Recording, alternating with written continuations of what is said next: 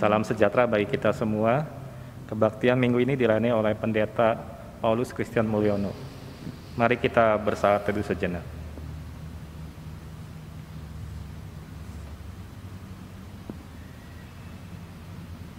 Mari kita bangkit berdiri. Haleluya, sungguh bermasmur bagi Allah kita itu baik, bahkan indah dan layaklah memuji-muji itu. Besarlah Tuhan kita dan berlimpah kekuatan, kebijaksanaannya tak terhingga. Bernyanyilah bagi Tuhan dengan nyanyian syukur, bermasmurlah bagi Allah kita dengan kecapi. Tuhan senang kepada orang-orang yang takut akan Dia, kepada orang-orang yang berharap akan kasih setianya.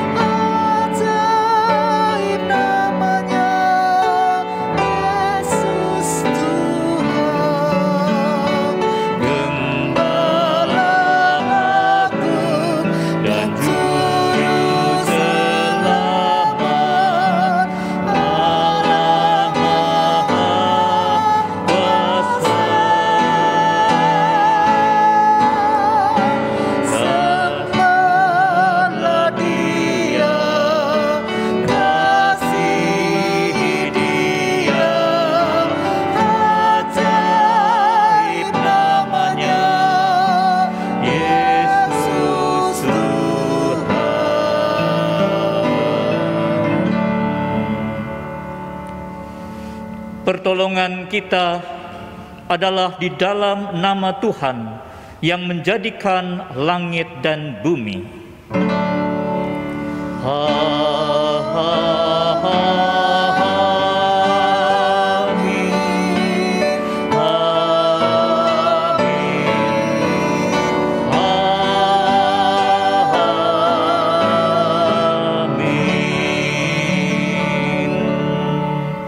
Kasih Kristus menyertai saudara-saudara sekalian.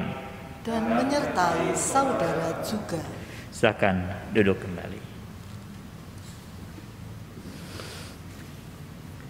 Saudara-saudara yang terkasih, minggu ini kita akan bersama-sama merenungkan dan menghayati tema Beritakanlah Kabar Baik. Melalui tema tersebut kita diingatkan untuk memberitakan Allah yang menolong dan menopang umat-Nya.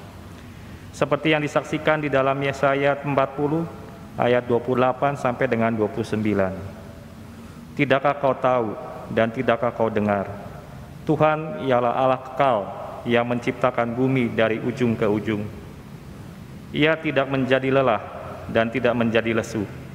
Tidak terduga pengertiannya. Dia memberi kekuatan kepada yang lelah dan menambah semangat kepada yang tiada berdaya.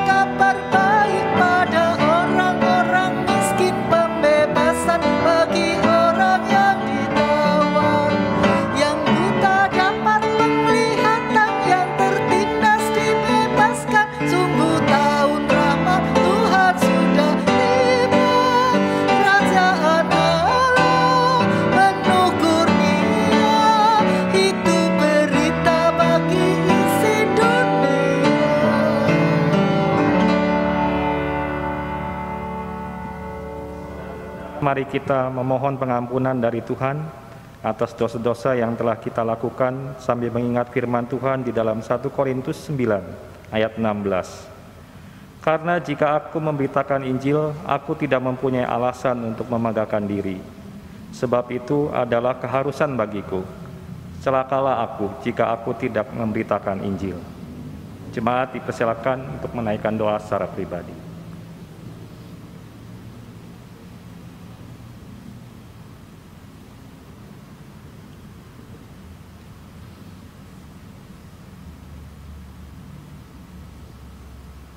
Tuhan, ampunilah kami yang takut memberi kesaksian tentang Allah di dalam Yesus.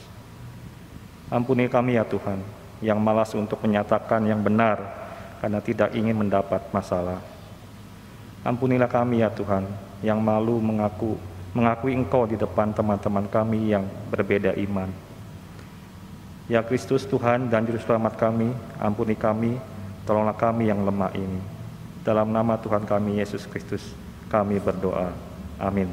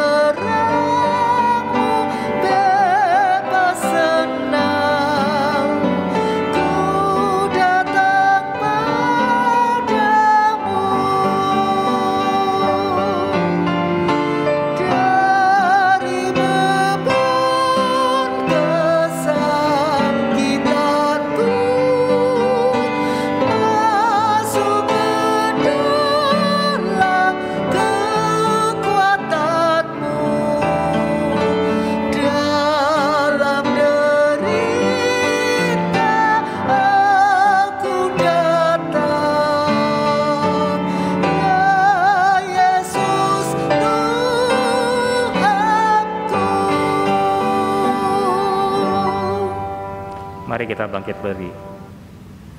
Terimalah berita anugerah dari Tuhan di dalam Efesus 2 ayat 4-6 yang berbunyi demikian. Tetapi Allah yang kaya dengan rahmat oleh karena kasih-Nya yang besar, yang dilimpahkannya kepada kita, telah menghidupkan kita bersama-sama dengan Kristus. Sekalipun kita telah mati oleh kesalahan-kesalahan kita, oleh kasih karunia kamu diselamatkan. Dan di dalam Kristus Yesus, Ia telah membangkitkan kita juga dan memberikan tempat bersama-sama dengan Dia di sorga. Demikianlah berita anugerah dari Tuhan.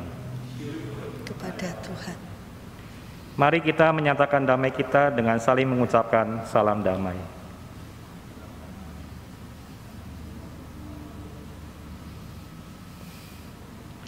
Mari dengan sukacita kita sambut anugerah yang Tuhan berikan dengan menyanyikan PKJ 15, Kusiapkan Hatiku Tuhan.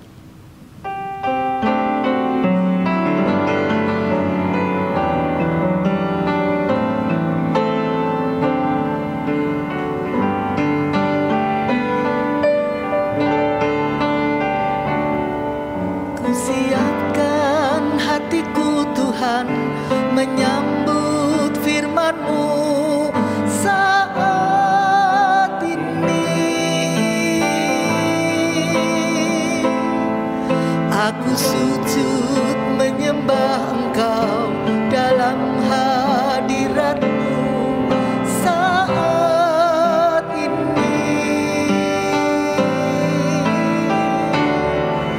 Curahkanlah pengurapan-Mu kepada umat-Mu saat ini.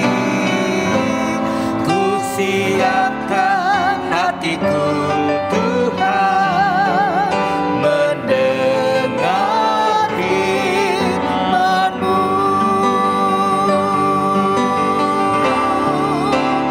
Firman-Mu Tuhan,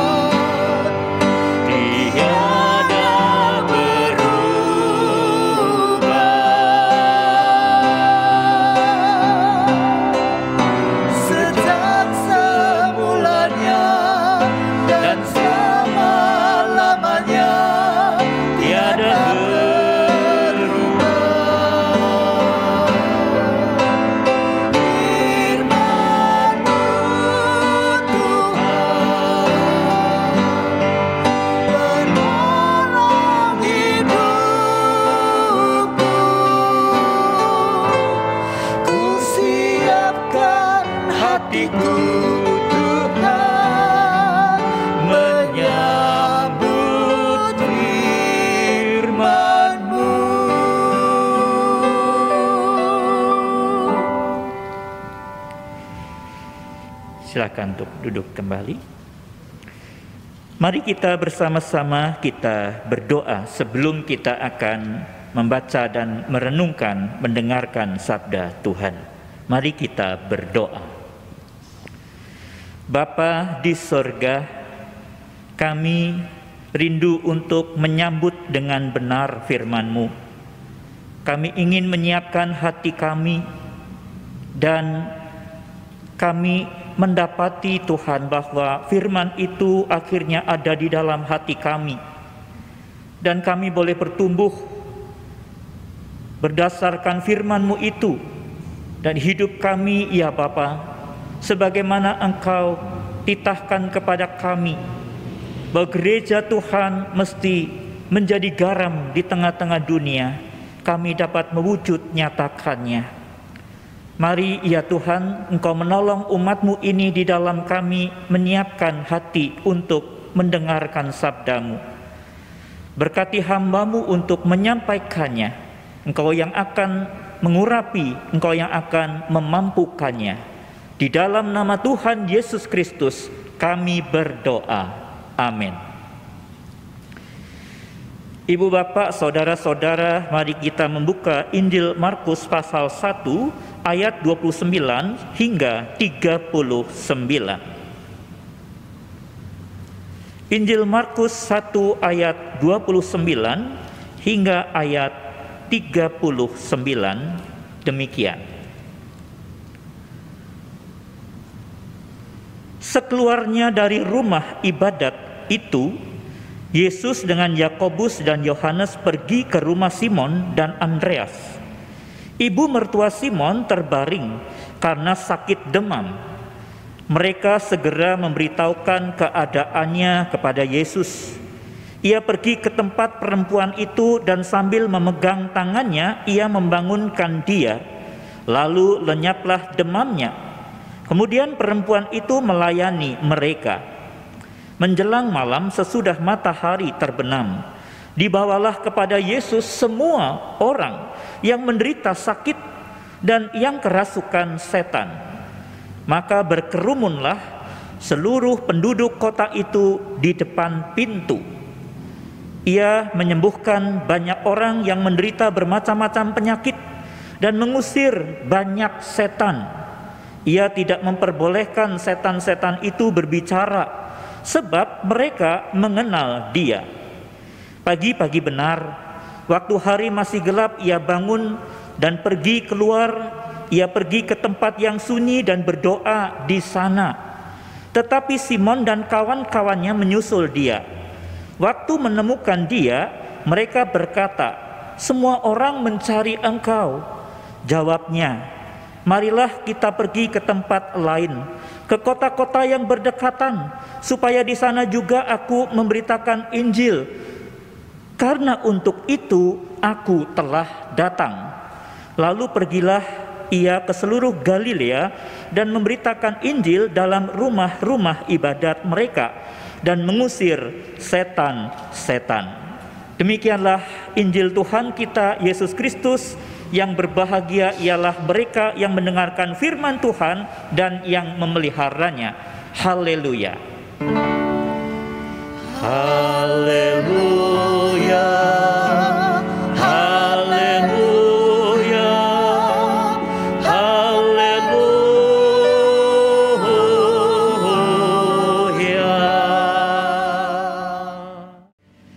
Ibu bapak, saudara-saudara yang terkasih dalam Tuhan Yesus Kristus, tema ini menolong kita untuk kita melakukan aktivitas sebagai gereja, yaitu memberitakan Injil. Beritakanlah kabar baik. Saudara-saudara sekalian, tentu sayang sekali kalau ada kabar yang baik, tetapi kita melewatkannya. Kita akan tentu memanfaatkan, saudara, bahwa ada kabar baik itu perlu semua orang tahu. Apalagi saudara, ini kabar baik terkait dengan di dalam Tuhan kita itu beritanya ada kesediaan Allah untuk apa? Menyelamatkan semua orang tanpa terkecuali. Saudara, apa ada orang yang tidak ingin diselamatkan? Apakah ada orang yang tidak ingin disembuhkan? Apakah ada orang yang ingin terus dirundung duka, mengalami kekhawatiran, dikuasai ketakutan? Tentu tidak ada, saudara-saudara. Mereka membawa orang-orang yang menderita sakit.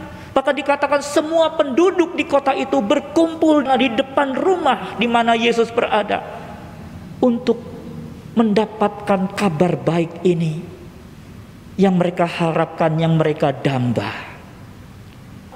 Saudara dan saya adalah pembawa kabar baik itu. Kabar baik itu adalah ada kesediaan Allah untuk memulihkan, dan kesediaan ini sekali lagi adalah bagi semua orang tanpa terkecuali. Saudara-saudaraku yang terkasih, oleh karena itu kabar baik di sini adalah soal menghadirkan Allah, yaitu Allah hadir di sini. Allah hadir di tempat duka cita. Allah hadir di tempat orang yang sedang berharap bagaimana dan kapan bisa sembuh. Menghadirkan Allah, saudara, itu bukan sesuatu yang mudah. Membutuhkan pengorbanan, kasih, kerinduan, kesediaan untuk diutus, dan dirinya menghadirkan Allah. Manusia jauh dari Tuhan, tapi bagaimana kita menghadirkan Allah? Tetapi inilah yang dimaksudkan, yaitu memberikan hidup baru. Hidup baru itu tidak harus, tentu bagi saya, tidak harus itu berupa kesembuhan, tapi yang adalah yang penting bahwa orang itu bersemangat lagi, orang itu memiliki harapan lagi, harapan baru. Dan ketika dia melalui hidup baru itu ada kuasa Tuhan di dalamnya, maka dia menjadi orang yang tangguh. Terus saudaraku yang terkasih, Allah hadir dan menyelamatkan bagi orang-orang yang saat ini juga terdampak pandemi. Di ruang-ruang mereka, saya yakin Allah hadir di sana. Cuma bagaimana kita bisa mengkomunikasikan Allah hadir di sana? Mari saudara, kita hadir di sana. Menghadirkan Allah melalui apa?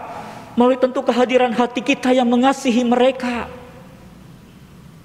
Cobalah saudara telepon mereka untuk mendoakan mereka. Di dalam waktu-waktu kita yang mungkin sudah kita penuhi dengan berbagai aktivitas, saya yakin bahwa akan timbul semangat, ada sukacita. Sama seperti ketika Yesus masuk ke rumah mertua Simon. Di sana saudara, dia dengan menyentuhnya, dengan sentuhan kasih. Sentuhan kasih pada saat ini tentu saja tidak harus menyentuh-nyentuh begitu. Tetapi sentuhan kasih itu ada dengan bentuk perhatian, dengan bentuk doa. Saya melihat bahwa pengalaman-pengalaman orang-orang yang tetap tangguh di saat dia harus di sana dengan kondisi sakitnya, tapi dia tetap kuat, tetap bangga sebagai anak Tuhan dan memenangkan pertempuran itu. Walaupun saudara, ketika dia harus berjuang dengan sakitnya, akhirnya dia harus dipanggil Tuhan. Terus saudaraku yang terkasih, menghadirkan Allah adalah menghadirkan hidup baru. Semua kita akan dipanggil Tuhan, saudara. Tapi hidup baru itu adalah kematian tidak lagi menguasai kita. Kita tahu bahwa ada banyak hal, saudara, dalam kehidupan, apalagi di masa pandemi ini. Berjatuhan orang-orang boleh dikatakan yang karena pandemi lalu kemudian dipanggil Tuhan. Bukan karena Tuhan tidak berkuasa atas maut, tapi Tuhan berkuasa atas maut, sudah mengalahkannya bagi kita semuanya, saudara-saudara. Tapi bahwa dia mengalahkan sumber dari maut itu yang membuat orang itu ketakutan. Seperti hidup akan berakhir hanya dengan maut, tidak. Orang yang mengalami hadirnya Allah hidup baru itu, dia dibangun semangatnya, dikuatkannya. Dan dia tahu bahwa maut itu bukan akhir dari segala perjalanan hidupnya. Justru hidup itulah yang dia akui dan percaya, aku akan mengalami hidup di dalam Tuhan. Dan itu yang sebenarnya memberikan semangat sekalipun susah payah kehidupan. Mari kita hadirkan itu, Bapak Ibu. Kuat kuasa Tuhan itu sampai ke sana. Dia memenangkan setiap orang dalam peperangannya atas maut. Dan di sini kita melihat ayatnya, saudara-saudara. Ayatnya itu sebenarnya mengatakan kepada kita, ibu mertua Simon ini kan terbaring. Dia dalam segala kelemahannya, Memang sakitnya sebenarnya sakit yang cukup umum, demam. Tapi demam saat ini juga bukan demam sembarangan tentu saja. Tapi saudara, yang jelas bahwa dia terbaring. Dari terbaring, akhirnya karena sentuhan kasih, nah kemudian terjadilah Tuhan menghendaki dia sembuh. Hadirnya Allah tidak harus di situ sembuh, kadang-kadang mungkin juga tidak sembuh saudara-saudara. Tapi yang jelas ketika dia terbaring, ada sesuatu yang berubah. Dia kemudian bangkit dan dia melayani. Allah membangunkan orang itu. Orang menafsirkannya ada dengan kata Allah membangkitkan orang itu.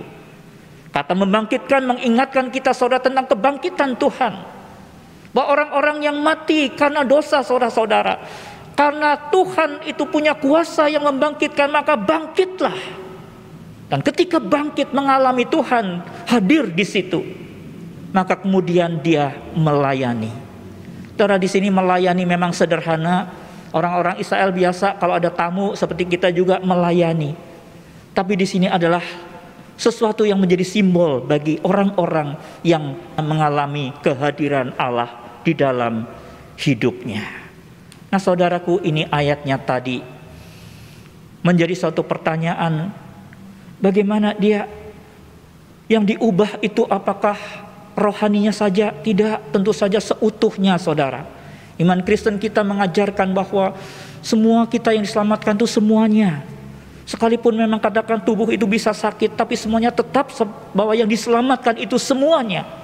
Dan itu muncul di dalam apa? Kegerakan hati, perubahan untuk tadinya dilayani menjadi melayani. Tadinya tidak berdaya menjadi punya daya, semangat, sukacita untuk bisa melakukan apa yang masih bisa dilakukan. Saudara, inilah beritanya. Perempuan itu adalah mertua Simon, saudara. Dia membangunkan dia, lalu lenyaplah demamnya, dan perempuan itu dikatakan melayani mereka. Berita atau kabar baik ini sangat dinantikan begitu banyak orang. Allah hadir di dalam kehidupan kita itu, berkatnya itu adalah berkat yang utuh, yang sempurna. Bahwa dirinya bukan orang yang berakhir dengan kematian, tetapi hidup. Inilah berita itu saudara-saudara. Dikatakan kasih Allah akan dunia ini. Bagi orang yang percaya, dia tidak binasa, tapi beroleh hidup yang kekal. Kuncinya adalah memberi hidup yang kekal. Yang kedua, saudara-saudaraku yang terkasih, mari kita bersama-sama melihat dari apa yang dilakukan Yesus. Saudara, bagaimana kita bisa memberitakan kabar baik ini saudara-saudara? Kabar baik itu tentu saja kita akan bisa melihat dari bagaimana kita punya relasi dengan Allah. Karena sumber bahwa kekuatan kabar baik itu dan semuanya itu dari Dia. Dan kita bisa melihat di sini bahwa Yesus itu dia berdoa subuh-subuh. Pagi-pagi ketika murid-murid belum bangun, dia menyempatkan diri untuk berdoa sendiri di tempat yang sunyi. Itulah ayat yang ke-35. Yesus mengajarkan kepada kita saudara-saudara, bagaimana ketika bahwa itu menyampaikan kabar baik itu adalah gereja perlu untuk punya relasi yang erat dan dekat dengan Tuhan Allah Bapa, sumber dari kekuatan, sumber dari pemulihan. Semua kabar baik ada di dalam Allah. Yang dikatakan, aku datang untuk itu. Ayo kita beritakan Injil. Dan Allah terus di sana melalui Yesus memberitakan Injil itu supaya orang-orang mereka mendapatkan sumber kekuatan itu. Nah saudara, doa ini membuat kita semua untuk belajar fokus. Fokusnya adalah dunia. Supaya bagaimana kita memberitakan ke sana melalui gereja, dunia melihat, menyaksikan kemurahan Allah, mengalaminya. Dan saudara, dengan doa ini saudara-saudara memampukan kita saudara bahwa itu berita ini memang tidak boleh ditunda. Gereja tidak boleh berhenti.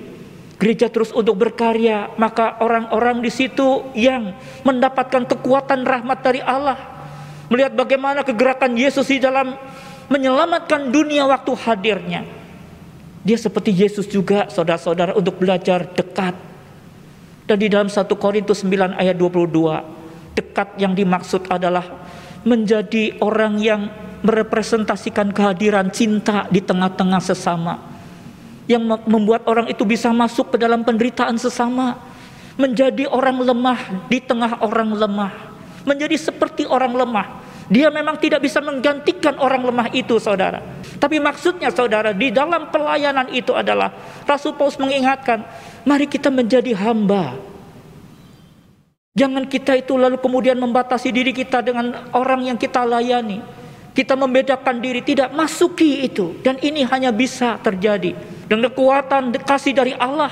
Untuk apa? Untuk bisa menyatu dengan orang-orang yang kita layani.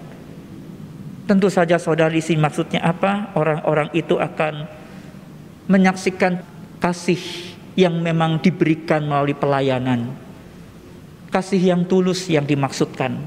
Yang mau menjadi seperti mereka, yang dapat merasakan penderitaannya. Dan orang sampai kemudian merasakan, terima kasih. Ya, sepertinya saya jadi punya sahabat. Saya punya saudara. Siapa? Ya kamu. Inilah satu pokok yang disampaikan kepada kita. Perlunya saudara dan saya untuk berdoa. Ada kekuatan doa. Karena apa? Di dalam doa itu saudara kita berelasi dengan Tuhan. Hati kita di situ dikontrol oleh Tuhan. Hati kita dibaharui dengan dalam relasi itu. Hati kita mendekatkan diri kepada hati Allah. Inilah kekuatan doa. Kekuatan berelasi dengan Allah Bapa. Yang mengubah kita saudara untuk menjadi pemberita yang bisa menempatkan diri sebagai pelayan, dan itu kehadiran Allah melalui kita. Terbanyak hal terjadi dalam kehidupan pelayanan sekarang. Tentu kita perlu untuk mengoreksinya, bagaimana mungkin gereja kita juga atau cara-cara pelayanan kita. Ada konon sebuah gereja di mana gereja itu ada langit-langitnya itu yang tembus, yang bisa kemudian di sana matahari bersinar, dan matahari sinar itu sampai satu titik, dan di situ ada kaca, ada cermin, dan cermin itu dipantulkan ke gambar, katakan suatu gambar dunia gelap, saudara-saudara, dan cermin itu memancarkan sinar matahari ke tengah dunia. Itu satu simbol gereja itu memancarkan terang di tengah-tengah kegelapan. Tapi saudara-saudara, ironisnya atau hal yang bertolak belakang adalah di bawah sana, di lantai terbawah itu konon ada satu tempat yang gelap, tempat untuk dikumpulkan budak, ruang yang hampir tidak punya lubang untuk bisa melihat keluar. Lalu ada anak kecil yang ada di luar sana, saudara, dan di situ dilihat mereka curiga, ini anak ini mau berbuat apa? Kok diam di situ terus? Nah, saudara, kemudian didekati anak itu. Lalu anak itu mengatakan, saya sedang pegang cermin. Kamu lihat saya sedang menerangi lubang kecil itu. Supaya orang-orang di dalam, dan ada satu saudara di sana yang ada di ruangan itu. Saya ingin menerangi mereka. Dengan cermin itu, saudara, dia menerangi ruang yang gelap itu. Saudara, ini menjadi suatu hal yang perlu menjadi refleksi bagi kita. Sementara ada satu simbol yang kelihatannya begitu luar biasa. Gereja menerangi dunia. Tapi disitulah kita perlu untuk melihat ke dalam kita. Jangan-jangan banyak hal yang ada di sekeliling kita dekat dengan gereja yang tidak dapat sinar yang seharusnya mereka terlebih dahulu mendapatkannya. Kenapa saudara-saudara? Saya merenungkan hal ini karena gereja itu bisa kehilangan arah. Gereja itu, saudara-saudara, tidak sungguh-sungguh fokus dalam pemberitaannya. Gereja itu di situ gagal untuk mendapatkan hati Tuhan. Apa yang dimaksud di dalam menerangi kegelapan?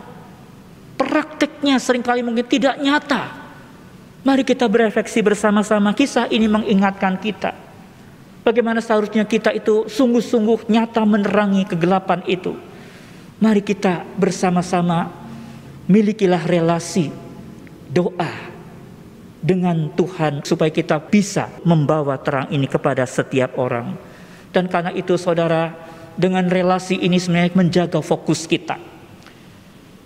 Kita fokus untuk pemberitaan itu dunia.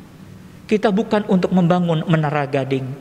Saudara, kita menjadi orang-orang yang akan dibentuk melalui relasi dengan Allah. Karena Allah adalah Allah yang selalu peduli. Dan apa yang dibuat Allah selalu efektif, saudara. Efektif bagi orang lemah. Kita bisa menjadi seperti orang yang lemah. seperti 1 Korintus 9 ayat 22. Mari saudara, yang terakhir di dalam bagian ini adalah kita melihat ada berita di sana yang disampaikan menjelang malam. Saudara, kita bisa bayangkan bahwa orang Israel tidak melakukan kegiatan setelah adanya gelap. Tetapi saudara, di situasi yang memang tidak baik dalam tanda petik, yang tidak boleh ini sebenarnya. Tetapi di situ Yesus menyembuhkan semua mereka dan mengusir setan-setan. Saudara, kita melihat bahwa mereka sudah di depan pintu. Dikatakan semua penduduk kota itu berkumpul di depan pintu.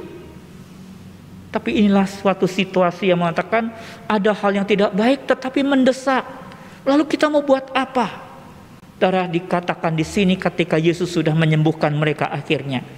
Pemberitaan kabar baik ini adalah untuk setiap waktu. Sekalipun situasinya tidak kondusif, tapi beritakanlah Injil, baik atau tidak baik waktunya. Demikian ketika Rasul Paulus mengatakan kepada Timotius dalam 2 Timotius 4. Biarlah ini semua boleh menjadikan sesuatu dalam kehidupan kita. Kita tidak boleh menjadi gereja yang terhambat dengan berbagai hal, lalu kemudian kita tidak bisa melakukannya. Waktunya kurang tepat. Seringkali begitu kita memang sibuk, kita capek. Tetapi saudara, mari kita lihat bahwa di dalam apa yang disampaikan, berita ini mengatakan sekalipun tidak kondusif keadaannya, waktunya, tapi mereka tetaplah kita beritakan Injil. 3 hal pada hari ini saudara, beritakanlah kabar baik. Yang pertama untuk kita, bahwa ini adalah bagi orang yang sudah dipulihkan. Kita harus mengatakan, aku sudah dipulihkan Tuhan. Bahwa kepulihan juga ini untuk semua orang, untuk kamu. Kita bawa berita ini saudara dengan semangat bahwa karena saudara dan saya sebenarnya orang yang sudah dipulihkan, gereja sudah dipulihkan. Nah, berita ini juga untuk semua orang. Kita disembuhkan, mari sembuhkan orang lain. Kita diselamatkan, mari kita ikut di dalam keselamatan yang Tuhan berikan pada dunia ini. Dan saudara, kita mari bersama dengan kekuatan yang Tuhan berikan pada kita. Berdoalah, berelasilah dengan Tuhan agar kita boleh berhasil di dalam memberitakan sabda Tuhan.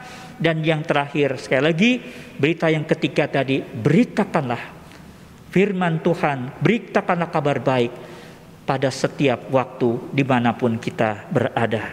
Tuhan memberkati kita. Amin.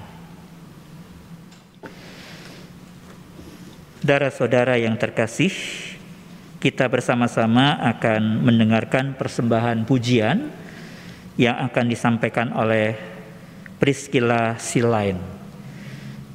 Dia akan menyampaikan pujian "Jadikanku Pembawa Kabar Baik".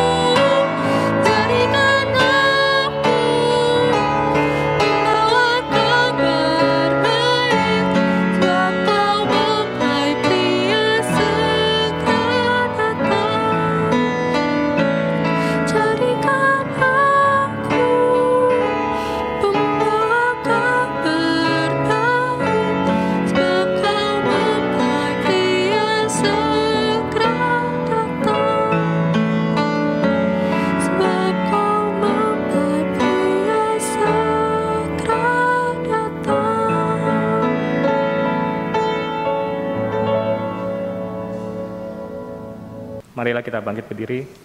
Marilah kita bersama mengucapkan pengakuan iman rasuli yang berbunyi demikian.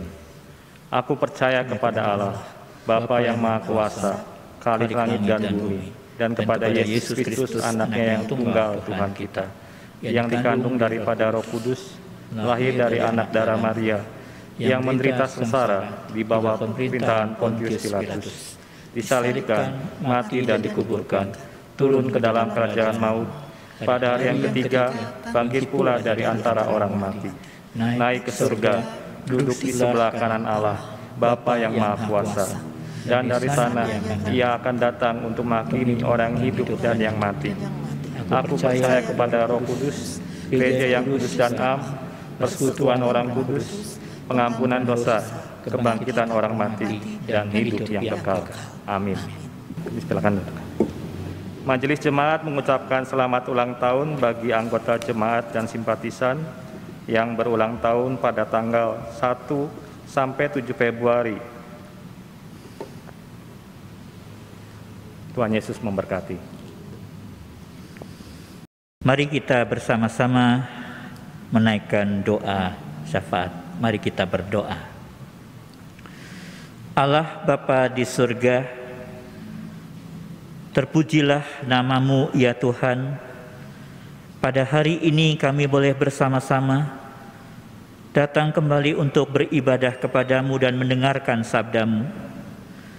Kami berdoa ya Tuhan, agar gereja-Mu ini senantiasa boleh terus bersemangat melayani Tuhan dalam segala situasi, juga di situasi pandemi saat ini. Kami tetap bisa dengan kasih menghadirkan berita atau kabar baik kepada setiap orang, juga bahkan untuk sekeliling gereja Tuhan ini, bagi masyarakat yang membutuhkan kehadiran, penghiburan bagi mereka, pemulihan bagi mereka. Dan Engkau Tuhan yang mampukan kami untuk senantiasa memiliki kasih yang boleh dibawa dan dirasakan kehadiran-Mu di tengah kami kepada setiap orang. Oleh karena itu juga kami berdoa bagi mereka yang saat ini sedang mengalami sakit. Tuhan yang akan menolong di dalam setiap keadaan mereka. Tuhan yang akan memulihkannya. Kami berdoa juga bagi yang berduka cita. Berdoa Tuhan untuk keluarga almarhum Dr. Yohanes. Berdoa juga ya Tuhan untuk keluarga almarhumah Ibu Rika Lemuel. Engkau yang akan memberikan penghiburan Roh Kudus bagi kedua keluarga ini. Kami berdoa juga Tuhan untuk segala aktivitas jemaat-Mu, di mana kami terus mendalami, belajar akan firman Tuhan, kabar baik bagi dunia ini, di mana di dalamnya mengangkat pergumulan-pergumulan jemaat juga, dan kami boleh belajar bercermin diri. Tuhan yang akan menolong dalam setiap aktivitasnya. Kami tetap bisa menghadirkan diri sekalipun Tuhan, bukan secara fisik kami ada di sana, tetapi kami melalui online. Tuhan yang akan memberkati, bahkan Tuhan yang akan menolong kami untuk terus berkreasi, melakukan apa yang bisa menghadirkan Tuhan cinta kasih-Mu di tengah jemaat dan juga di tengah masyarakat. Kami berdoa untuk situasi pandemi saat ini. Engkau juga yang akan menyertai Tuhan di dalam usaha-usaha supaya masyarakat waspada, mereka hidup dengan aturan protokol yang sudah diberitahukan, disosialisasikan kepada mereka. Tuhan yang akan pimpin juga di dalam rumah sakit, menolong para pasiennya, terutama yang terjangkit COVID-19. Tuhan yang akan melindungi setiap dokter yang bertugas. Tuhan yang akan menyertai juga di dalam seluruh rencana pemerintah di dalam vaksinasi yang sedang digulirkan. Tuhan yang akan menyertai supaya semua itu tepat sasaran dan sesuai dengan proses kebutuhan, sesuai dengan apa yang sudah direncanakan, boleh berjalan semua dengan baik, dengan lancar. Kami serahkan Tuhan kehidupan setiap anggota jemaat dan simpatisan. Kiranya ya Bapa, di tengah jemaat-Mu, dalam pimpinan dan penyertaan-Mu, di dalam mereka boleh menyaksikan kemurahan-Mu hadir di tengah mereka semua. Kami semua Tuhan boleh dikuatkan. Kami semua tetap senantiasa memiliki pengharapan di dalam Tuhan yang menyemangati kami untuk hidup dan melayani di era atau di masa seperti ini sekalipun. Kami terus akan berkarya, tiada henti untuk menghadirkan kasih-Mu melalui apa yang kami dapat perbuat. Terima kasih Bapa, kami serahkan doa kami ini di dalam nama Tuhan Yesus Kristus, Juru Selamat kami. Amin. Mari kita membawa persembahan kita kepada Tuhan dengan mengingat firman-Nya di dalam 2 Korintus 9 ayat 7. Hendaklah masing-masing memberitakan menurut kerelaan hatinya, jangan dengan sedih hati atau karena paksaan, sebab Allah mengasihi orang yang memberi dengan sukarela. Seraya mempersembahkan persembahan kita melalui online, kita menyanyikan PKJ 148, Terima Kasih Ya Tuhanku.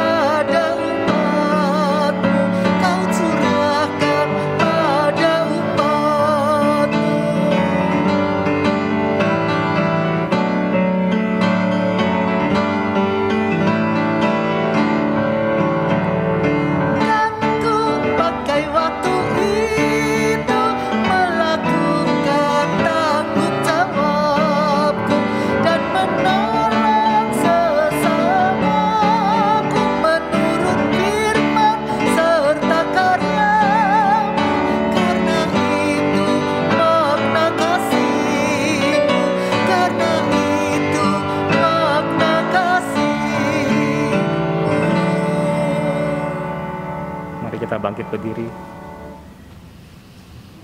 Mari kita berdoa.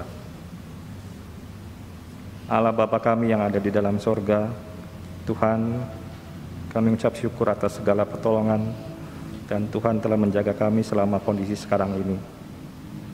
Dan saat ini kami telah memberikan persembahan syukur kami sebagai wujud ungkapan terima kasih kepadamu ya Tuhan, atas penyertaan dan kasih setia-Mu. Kami menyerahkan persembahan ini ke dalam tangan-Mu, supaya persembahan ini menjadi wujud pelayanan kasih-Mu bagi sesama kami. Terima kasih ya Tuhan. Inilah doa persembahan kami, hanya di dalam nama Tuhan Yesus Kristus. Amin.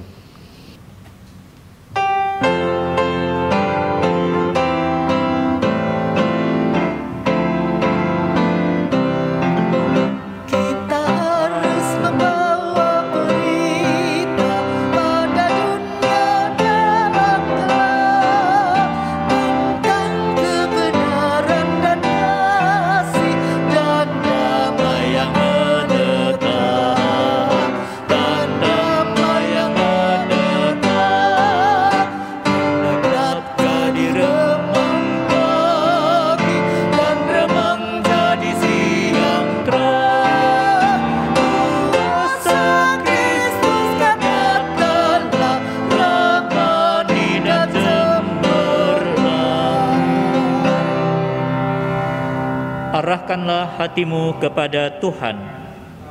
Arahkan hati kami kepada Tuhan. Jadilah saksi Kristus. Syukur kepada Allah. Terpujilah Tuhan. Kini dan selamanya. Terimalah berkat-Nya. Allah memberkati engkau dan melindungi engkau. Tuhan menyinari engkau dengan wajah-Nya dan memberi engkau kasih karunia. Tuhan menghadapkan wajah-Nya kepadamu dan memberi engkau damai sejahtera. Haleluya. Amin.